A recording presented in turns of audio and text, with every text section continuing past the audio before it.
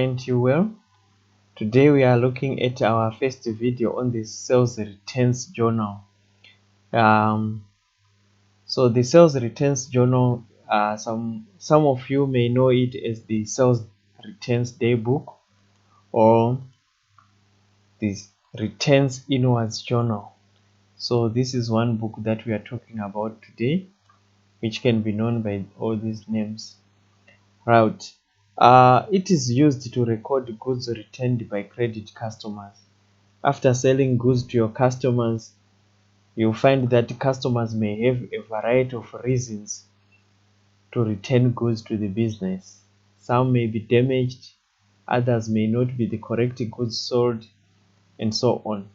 As a result, if those goods are accepted by the business, a credit note, a document known as a credit note, is issued to the customer to acknowledge that the business has accepted the return of such goods. This is also the document that is used by both the customer and the seller to record in their books of account. So the sales returns journal can have one column. It can have one column or two columns depending on the nature of the transactions involved, especially whether trade discount is involved or not. So where goods are sold and the trade discount is involved, it means the sales journal will have two columns, as we shall see in our next video. So today we will concentrate on a business which sells goods to customers but does not offer trade discount. We are going to use this business for G batch, which provided information for the month of May 2019. So the first transaction here is that sold goods to B Bob, invoice 101 for 1,200. Now if you see, this is involving an invoice. It is a sale of goods, so it is not recorded in the sales returns journal. So we move on to the next transaction. On the 8th, send a credit note.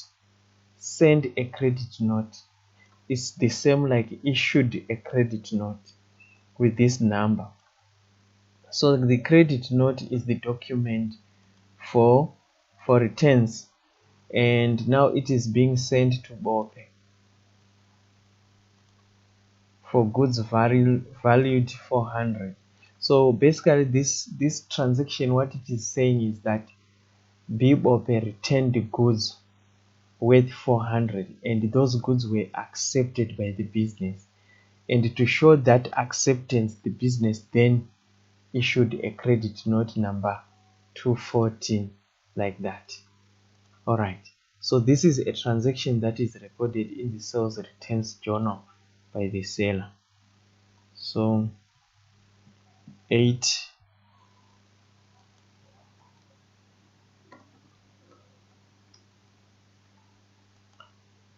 credit note number, what is the credit note number? 214, and the amount involved there is 400. Right, straight away.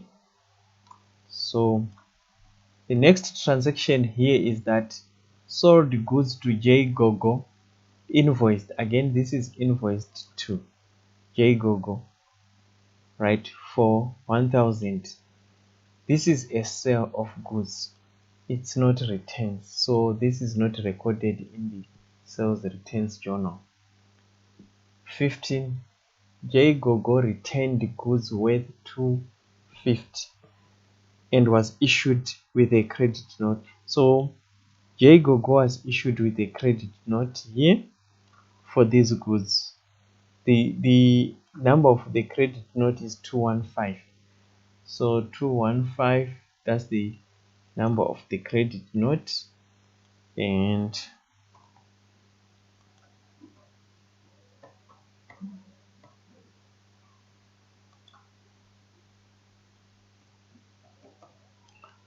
the value, the goods were worth 250. Right, so as you can see, the next step here is to add this column. If we add, it gives us 650. Right, this is happening on May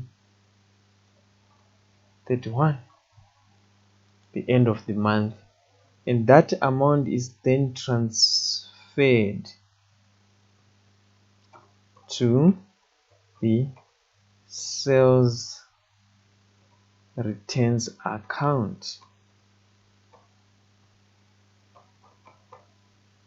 Right, we know that the sales returns account is found in the nominal ledger.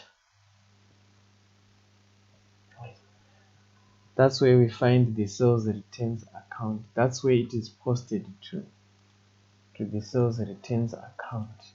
So we want to see how the posting that happens. So we have the sales returns account here. Right, the business is receiving these goods from customers.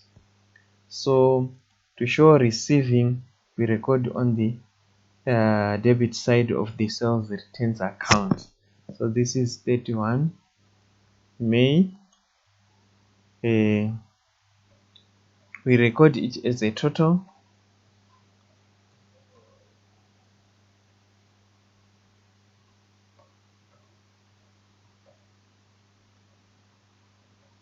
So these are our total sales returns for April, which is 650.